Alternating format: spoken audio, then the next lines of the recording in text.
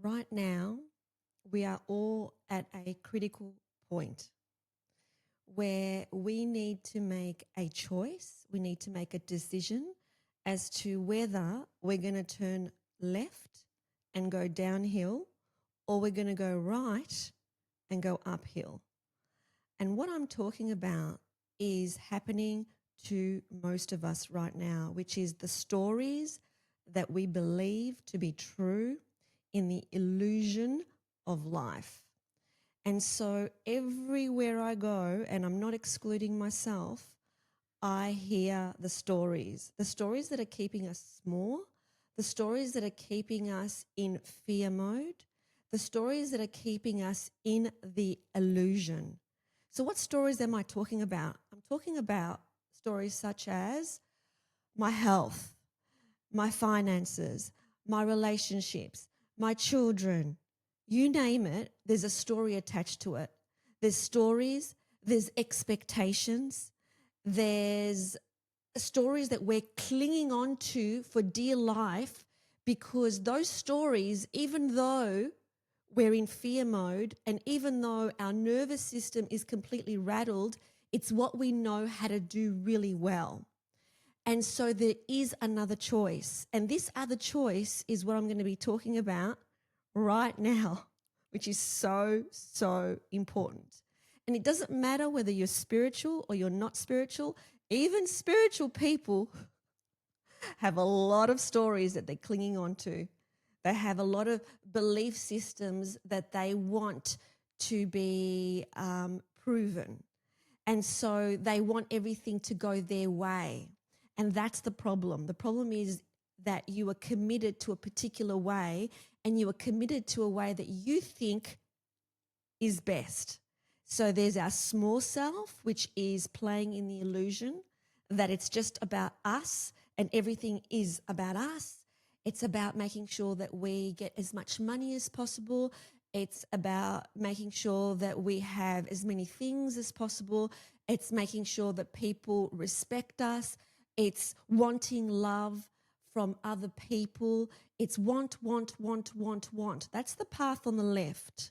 The want, where we want this and we think that thing is going to make us happy, where we want our children to take a certain path because we think that's the path of success, where we think that if we are with a certain person who loves us in a certain way, then that is the path to happiness, where we think that if we have a certain amount of followers on social media, then that means that we're credible. There is so many wants that we have and so many desires that we have. And I'm not saying that desires are wrong. Desires are your desires. There's no right, there's no wrong. But it's keeping you trapped in this loop of wanting and expecting things to go your way, when really you don't know the bigger picture, you don't know what's planned for you, you don't know what your actual potential is. And so what I'm going to be talking about specifically in this video is the other option that you have. So I'll give you an example of something that happened recently to me. I was holding a retreat, co-facilitating a retreat in the Gold Coast. And it was very strange because the night before I was going to fly back to Adelaide, I was looking for my tickets because I always book return tickets and I couldn't find them. And I thought, this is really weird. Like I always book return tickets. What's going on? And I went through my Amex statements. I went through both Qantas and Jetstar trying to find my ticket for the next day. And I discovered that there was no ticket. I had not booked a return flight. So normally, years ago, what I would have done would have been, oh my God, I haven't booked a return flight. Let's quickly book one. Oh my God, how much it's going to cost at last minute, kind of panic kind of thing. But instead, I knew straight away that I was getting a message that I'm not supposed to go back to Adelaide. I just knew instantly because why else had I not booked a return ticket? So I just closed my eyes and I sought for guidance and I asked for guidance and I said, okay, God, show me, where am I supposed to go? Because it's not Adelaide. It doesn't feel like it is. I put that up as an option to fill into it. And it was like, no, it doesn't feel right to go back to Adelaide right now. And then I thought about, well, the next option is at the Sunshine Coast, because my fiance had just moved to the Sunshine Coast before me, and I was supposed to join him at a later time. And I was like, is it the Sunshine Coast? Should I be going there now? And it was like, nah, it doesn't feel right. It's like, oh, is it Melbourne? Am I supposed to be going to Melbourne? And I got a very definite yes, I'm supposed to be going to Melbourne. And it felt very right. And so I made my return ticket to Melbourne. And when I got to Melbourne, there were a number of things that were going on in my personal life and in my business life that really needed me to be there. And in fact, one of my sisters said, oh, it feels like my prayers have come true. I've been praying for you to come here for your support. And so that wouldn't have happened if I didn't hand it over and know that it wasn't actually the small me that was actually making this decision. It wasn't the me that thinks that knows everything that was actually making this decision. It was something greater than me. And it's interesting that in our society, this something greater than me, we're too scared to name it, because then if we name it, we are accused of being deluded. And yet there is overwhelming evidence that we are not walking this earth on our own, that there is something greater than us that is holding us. And you can call it the universe, you can call it God, you can call it whatever you like, but there is a force greater than all of us that is holding us, that is guiding us, that is forever whispering to us if we just take a moment to actually listen and hear. But we don't listen. Why don't we listen? Because we're constantly distracted by our phone. We are constantly distracted by the noise. We are constantly distracted by aiming for more and chasing more. And so by getting constantly distracted, and the ego is so loud, don't stop, you need to keep going, you need to keep going. Look what that person's achieving. You haven't achieved it, you need to go, quick. Look how much they're earning, you need to earn. And so it's this constant chain around our neck where we think that we have to keep going. It's the only way to pay the mortgage. It's the only way to pay the bills. It's the only way, it's the only way, it's the only way. And yet, is it really the only way? If we just trusted in something greater than us, then maybe we wouldn't be in suffering about how we think things should be. And I'm talking about everything. I'm talking about illness.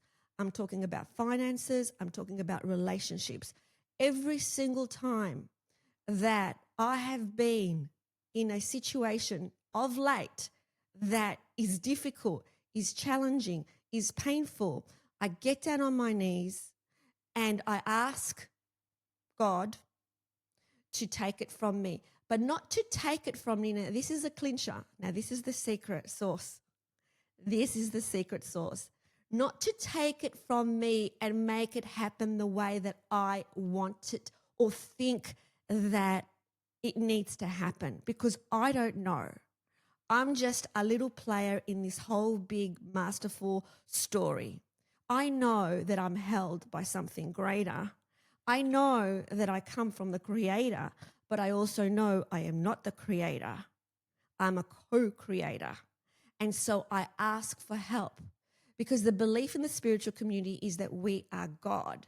Yes, we come from God, but we are very disconnected from God. And even those that think that are connected are very disconnected. All you need to look at to see whether you're disconnected or connected is how aligned are you to God-like principles? How aligned are you to gluttony? And when we talk about gluttony, it could be food, it could be things, it could be possessions, it could be whatever. It's gluttony. How many things do you actually need? How much money do we actually need? How much of a big house do we actually need? How much of a great car do we actually need? How many clothes do we actually need? Like, it's bizarre with the way that we think. Now, I'm not saying that any of those things are bad. Like, yeah, If that makes you happy in the short term, because it can never completely fulfill you, go for it. Play in that part of the playground on planet Earth where you do all that fun stuff. Absolutely, whatever lights you up. But don't make that your God. Don't make that your only goal. Don't make that your destination, because that is not the destination. We need to shift from ego to God. And the moment that we stop trying to make it all about what it is that we think that we want, the moment that we stop bargaining with God, if you do this for me, then I'll do this, then your suffering will end. The moment that you know that everything is taken care of and everything that is happening exactly the way that it needs to happen, and you may not know the reason yet, but you will find out later, you just hand it over. So handing over to God is the path on the right. The path on the left says it needs to happen this way. For me to be happy, these are the choices that the people around me need to make me happy.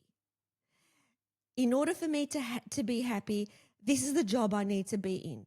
In order for me to be happy, this is what fulfillment looks like as if I know. That's the path on the left, which just keeps you in that spin. It keeps you in suffering. It keeps you trapped. It keeps you in a loop, and it keeps you unfulfilled because you're forever chasing. The path on the right, however, is when we hand it over to God and we say, I don't know what's going on at the moment. I don't know why I'm going through what I'm going through. I don't know why, but I know it must be for my highest good, because I know, God, that you don't want me to suffer. I know that you are holding me. I know that you have a grand plan for me and for every other person on this planet. And so whatever is playing out, take it from me in the way that you see fit. And when I do that, it's not as if the circumstances change, but the pain and the suffering completely leaves me. It just evaporates. I'll give you another example. So I've been doing fasting lately, water fasting, and the water fasting has given me so much clarity and so many gifts. And during the middle of one of my water fasts that I did about a month ago, which was a 10-day water fast and a 3-week no solids fast, in the middle of that, I felt intense pain in my body, intense pain in my throat, my teeth, my gums, my stomach. It was as if somebody was actually getting my body and wringing it out like that. It was just excruciating cramps all over my body. And so I fell to my knees that night, cried my eyes out, didn't realize I had all those tears and grief inside my body, and said to Jesus, and, if this irks you, then you have to wonder why the word Jesus irks you, because maybe it's because the word is so powerful. And no, it's not because it's affiliated with a particular religion. It's just the actual energy that I'm talking about. I'm not talking about any religion at all. I'm not talking about any kind of organized religion at all. But I fell to my knees and I pleaded for help. And in that moment, I felt something just completely wash over me. And I heard, I've got you. I've got you. And the next morning, I woke up, and I'm not saying that I didn't have any cramps, but I felt clear in my head. I felt the anguish go. I felt the pain go. I felt the anxiety go, and I knew that I was going to finish my fast. I knew that I was going to continue. I knew that I was going to cleanse my spirit and my body for something higher than me. And so I received the help that I need. But we need to hand it over. We need to hand it over. So the path on the right is to hand it over. Everything that you think that the medical system is going to provide a solution for, the medical system is only providing a Band-Aid for. And that Band-Aid at one point needs to be ripped off. They do not have the answers. People outside of you do not have all the answers. And we keep asking for answers from other people when all you need to do for free is actually ask for God to come in and to take it away from you. And when you really believe that, when you really have trust and faith that you're just a tiny, tiny little ant in this incredible, massive story, then you will know that you don't actually have control over anything. And every time we seek to take control of our life, we will get disappointed because we are not in control. There's a force greater than you that knows a better way, that knows a higher way, and that can assist every time. It's a frequency that you call in. And how is it that this frequency can help billions of people? Because it's a frequency. It's like a radio station. So when you actually turn the radio station, you go to the channel that you need to go to, and everybody can access that channel. So when we're actually receiving help from God, we don't, the trick is, this is the trick. We're not asking for the story to change. It's not about, please make sure that my partner doesn't leave me, or please make sure this person loves me, or please make sure that I don't lose this job. Because how do you know that all those situations are for your highest good and for everybody else's highest good? You don't. What surrender actually looks like is, God, please take this story that's keeping me trapped, keeping me in pain, keeping me in the illusion. Please take this story away from me. Take the story. I don't want it. Take the story. Take the story. I don't want it. Take that story. I don't want it. And so surrender does not mean surrender with conditions. It doesn't mean asking for help as long as everything goes my way. It means whatever it means, take it. I've got one more story which I wanted to add here, which I think will explain this a little bit better. I was flying back from Kenya to Australia, and during part of the trip, it was really, really, really turbulent. So turbulent that everything was shaking, and this was the time when I was actually lying down. And as I was lying down, I actually decided that I wasn't scared, because I really wasn't. I know that I'm eternal, and in that moment, I had already gone through the process of imagining my death and knowing that I'm eternal and not being afraid of anything and knowing that everything works for my highest good.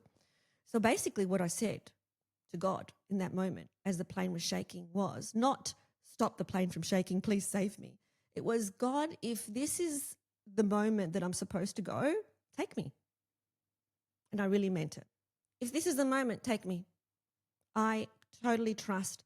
The plane just completely stopped into this incredible stillness.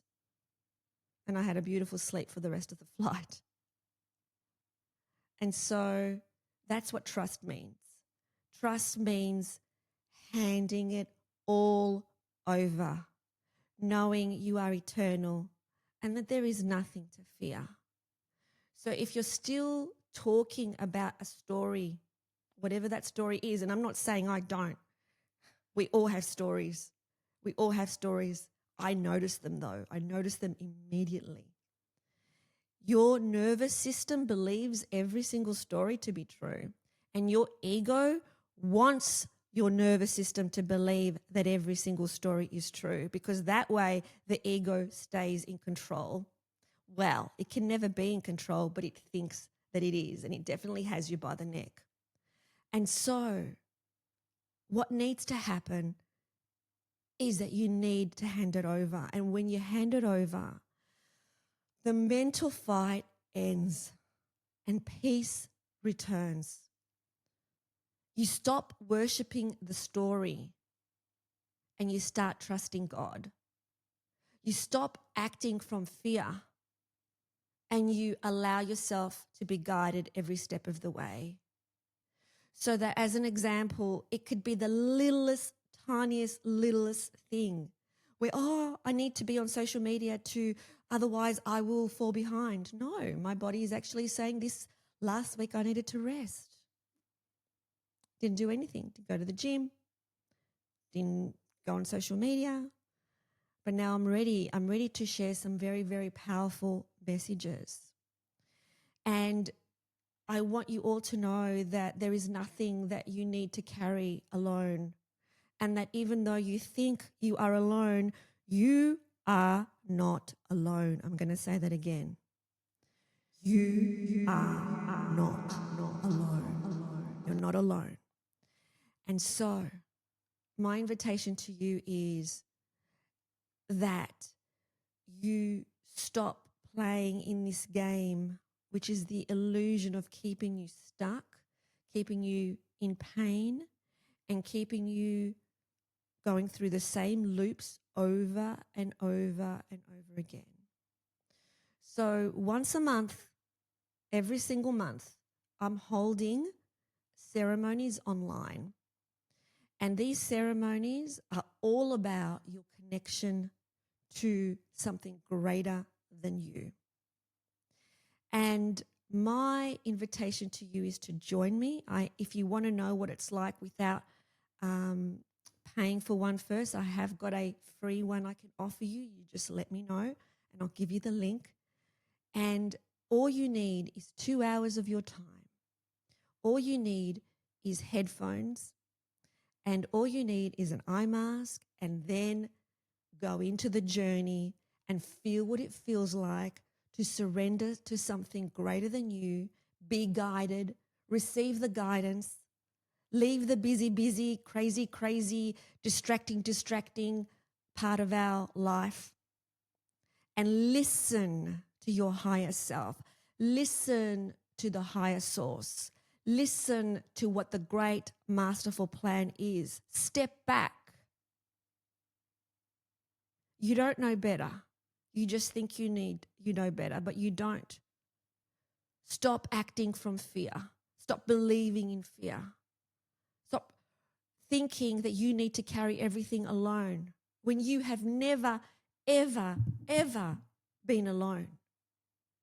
And the raw truth of this is that most people don't surrender because without this problem, they don't even know who they are. And that is the other thing. We need to die to the old identity. We need to die to the old stories.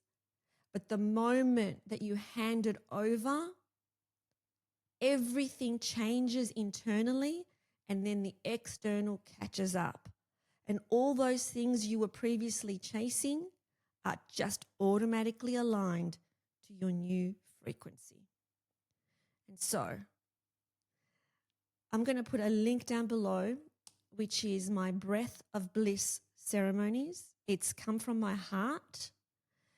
It's taken me years to actually be aligned with something that I feel is this powerful. Nothing else shook me for the last how many years since I've had my spiritual awakening.